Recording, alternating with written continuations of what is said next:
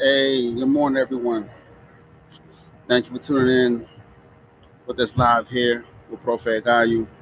So I'm not going to be long. I just wanted to go live really quick to share some information uh, on the process of renting an apartment in Dominican Republic.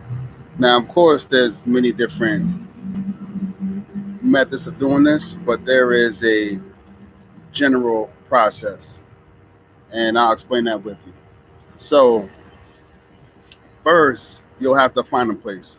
Now, there's many different websites out there. A lot of folks use Facebook.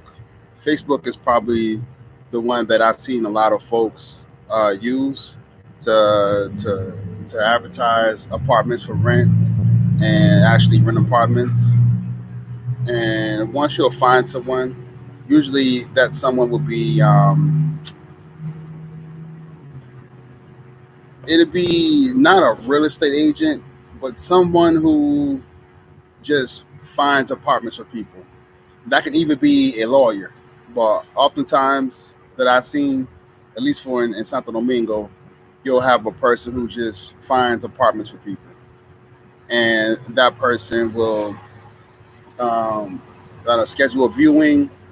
Uh, you'll sometimes people show up late, but a viewing will be scheduled. You'll go view your apartment, take it to the apartment, you know, and that's it. Just like a real estate agent would do. Um, and in the end, once you decide on what apartment you want to use, that's where it gets that's where it gets interesting. So generally speaking,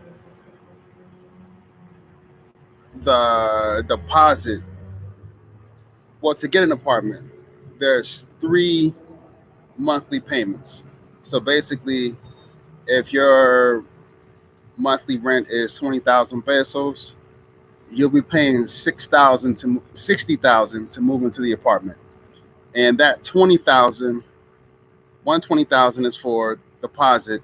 The other 20,000 is to pay the lawyer, and the other 20,000 is for rent. So in total, that's three sets of 20,000, $60,000. I mean 60,000 pesos. Excuse me. So that's how it normally works. And then once you make the deposit, you'll sign a lease, and this is the official way. There'll be a lease. Your name will be on the lease, just like the lease you'll have here in the U.S. If you don't speak Spanish, I recommend that you get the lease translated into English or whatever your language is, and you sign the lease, make the payment, they hand over the keys, and there you go. You can move in. Uh, and depending on your cup of tea, there's apartments where that are furnished, and there's apartments that are not furnished, depending on what you want. However, you will find sometimes that, uh, especially the more expensive apartments and the more money hungry uh, uh, owners, they will look to get more than three monthly deposits, so three monthly payments up front. Sometimes they want four. Um, Four is not as common, but it's pretty steep, especially if you at least for a regular person, especially if you paying 50,000 pesos and they looking at 200,000 pesos up front. I mean that's ridiculous, but it often happens. And also, I recommend that whenever you're negotiating, it's best to negotiate a price in pesos. Do not negotiate a price in dollars because you all know dollars are worth more, and the dollar against the peso against the dollar, it goes up and down. So generally speaking, you're better off working with local currency, which is Dominican peso. Another